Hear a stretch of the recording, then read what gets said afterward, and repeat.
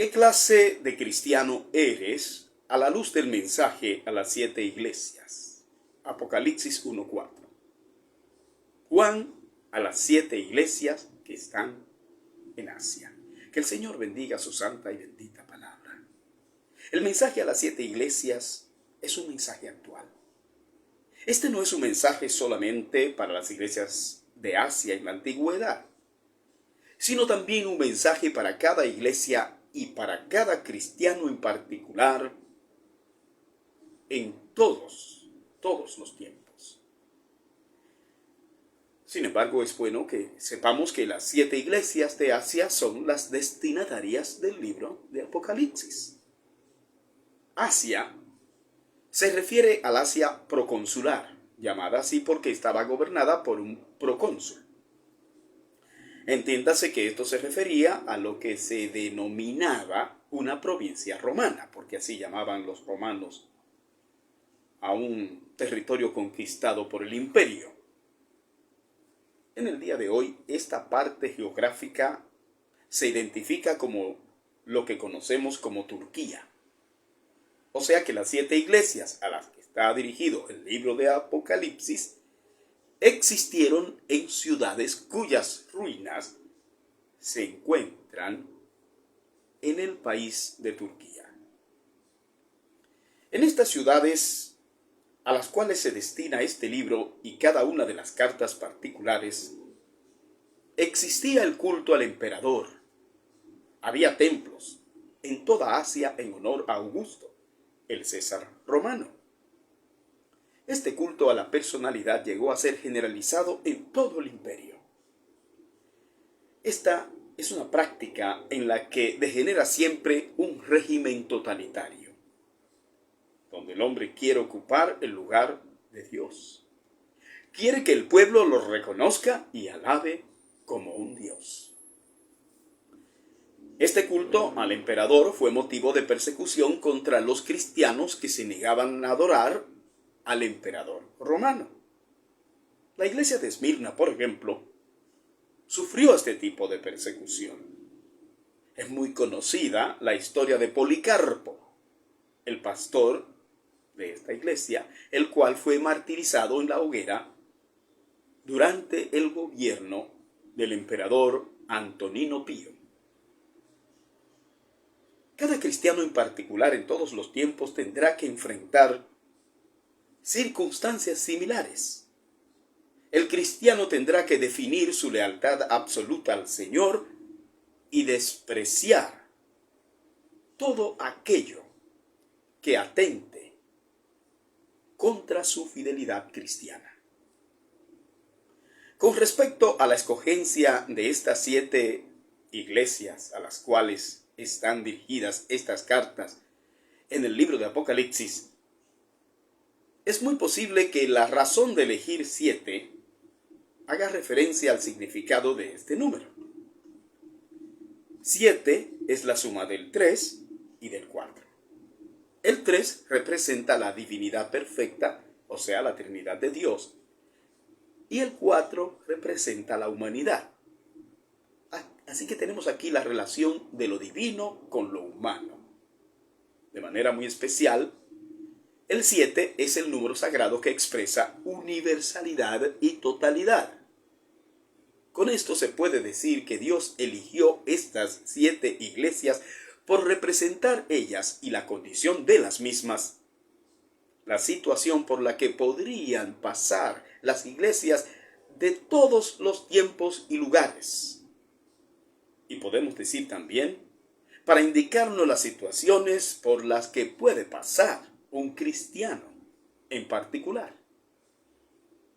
Había más de 7 iglesias en esa región, Colosas, Hierápolis y muchas otras. Pero estas eran las que representaban las situaciones que el Señor quería mostrar como modelo. En estas 7 iglesias están representadas todas las iglesias cristianas de todos los tiempos y lugares en diferentes momentos de la vida espiritual, muerte espiritual, calentamiento o enfriamiento, bueno, según sea el caso. y las advertencias, también los elogios de parte del Señor. Cada una de estas cosas son para cada iglesia en algún momento de su vida o de su existencia. Por ejemplo, a la iglesia de Éfeso se le amonesta por haber perdido el primer amor, condición que puede darse en cualquier iglesia en el día de hoy. Pero también se puede dar en la vida de cualquier cristiano, en cualquier tiempo. A la luz de estas explicaciones, veamos tres cosas. Primero, Dios tiene un mensaje para cada uno. Cuando Juan escribe estas cartas a las iglesias, ya él había recibido la revelación de todo el libro de Apocalipsis. Así que él, como el encargado de dar el mensaje, se dirige a cada una de estas iglesias con el mensaje particular de parte de Dios. Todo lo que está descrito en el libro de Apocalipsis tiene un propósito: para manifestar a sus siervos las cosas que deben suceder pronto. Apocalipsis capítulo 1, versículo 1. Así que Dios quiere que cada uno de los miembros de las iglesias sepan lo que son sus planes presentes y futuros para su pueblo. ¿Y cuál es el fin que le espera a este mundo? Para que cada uno sepa cómo es que Dios espera que nos comportemos. Estas 7 iglesias fueron seleccionadas de una manera especial por el Señor porque tienen casos típicos de cosas que van a ocurrir y que ocurren hasta dentro de una misma iglesia, podríamos decir. Aunque debemos verlo en el ámbito de lo que es una congregación, entendemos que podemos aplicarlo también a un cristiano en particular. Y eso es lo que trataremos de hacer durante este tiempo, en el que estaremos hablando en esta serie acerca del tema ¿qué clase de cristiano eres? Una cosa distintiva en cada una de estas cartas son sus diferentes partes. Cada una de estas cartas comienza con una presentación del Señor, destacando los atributos descriptivos de la figura extraordinaria que vio Juan el apóstol en la visión del Hijo del Hombre en el capítulo 1. Y también otras descripciones del Señor que se detallan en dicho capítulo respecto de la figura de Cristo. Por ejemplo, él dice que el Señor tenía un cinto de oro en el pecho. Dice también que lo vio en medio de 7 candeleros de oro. Y menciona que tenía 7 estrellas en su diestra. Así que cada una de estas descripciones del Señor serán la presentación de Él a una iglesia en particular. Y podríamos decir también que este atributo va a estar relacionado de una manera muy especial al problema o a la recompensa, en sentido general, de que se trate en cada una de las iglesias. De esta manera nos podemos dar cuenta cómo el Señor está pendiente de cada uno de nosotros. ¿Y de qué forma estamos viviendo cada uno de nosotros nuestra vida cristiana? Una cosa muy buena para cada una de estas cartas es que lo que se dice en una carta es aplicable a cualquiera de las otras. Cuando el Señor dice que está en medio de los candeleros de oro, eso es aplicable a cualquiera de las 7 iglesias, ya que el Señor ha elegido a iglesias que se supone están basadas o fundamentadas en el Evangelio de Jesucristo. De lo contrario, el Señor no hubiera enviado una carta a una iglesia que no fuese reconocida por Él como una iglesia verdaderamente cristiana. Así que una cosa buena que cada una de estas iglesias tiene, muy a pesar de que en alguna de ellas no encuentre el Señor ninguna cosa digna de elogiar, es que todas son iglesias de Cristo. Ninguna de estas iglesias era una secta. El hecho de que seamos amonestados por el Señor es indicativo de que Él nos considera como sus hijos, como dice Hebreos 12, del 6 al 11. En segundo lugar, Dios tiene una forma amorosa de amonestarnos. Una de las cosas que hace el Señor en estas cartas es que primero elogia las cosas buenas que tiene la iglesia. Una cosa que debemos aprender de estas cartas es acerca del método que usamos cuando vamos a amonestar a una persona. Aprendemos que lo correcto cuando vamos a amonestar a alguien es primero elogiar a la persona por las cosas buenas que hace. Si nosotros cuando vamos a corregir a alguien, inmediatamente arremetemos diciendo a esa persona todo lo malo que ha hecho, difícilmente esa persona nos escuche. Pero si primeramente le decimos las cualidades que le adornan, eso eleva el espíritu de la persona. Y luego entonces le decimos el problema que tiene. Así que con el ánimo arriba, entonces le amonestamos. Y la persona queda desarmada. Sin duda, va a escuchar el consejo de nuestra parte. Así que lo primero que vemos en las cartas es un elogio. Después del elogio viene la reprimenda de parte del Señor. En la iglesia de la Odisea, el Señor no encontró ninguna cosa digna de elogio. Como tampoco encontró en Esmirna y Filadelfia ninguna cosa digna de reprochar.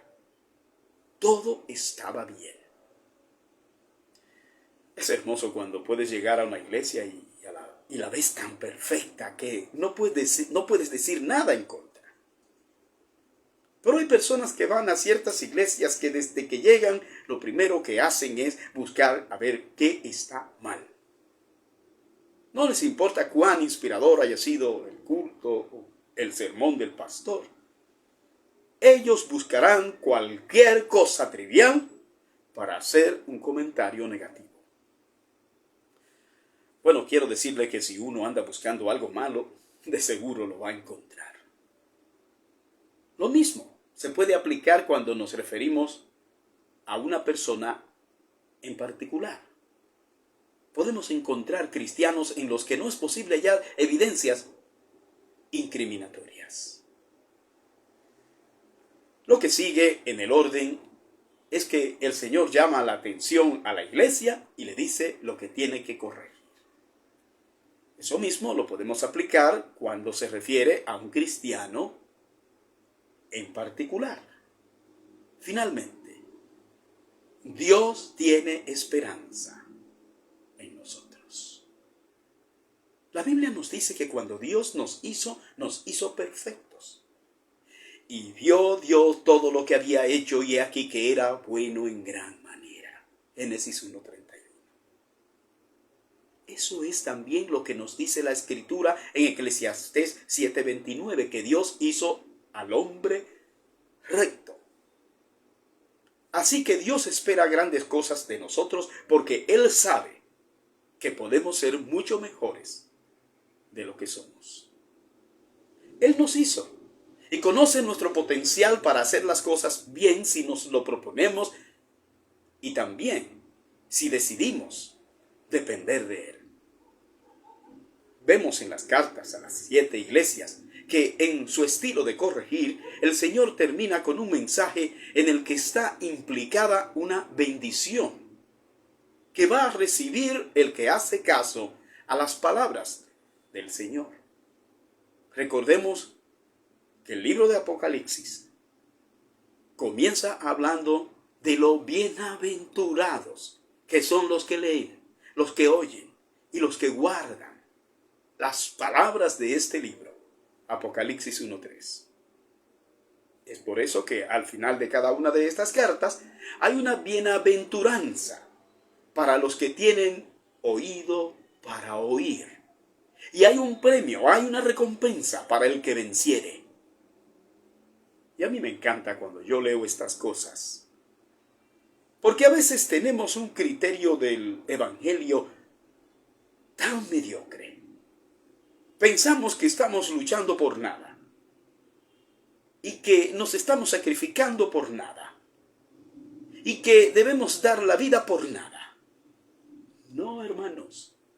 Acuérdense que antes de Jesús partir de este mundo, lo primero que le garantizó a sus apóstoles y a sus seguidores fue un lugar en el cielo. Así lo dice la Escritura. En la casa de mi Padre, dice el Señor Jesucristo. En la casa de mi Padre muchas moradas hay. Si así no fuera, yo os lo hubiera dicho.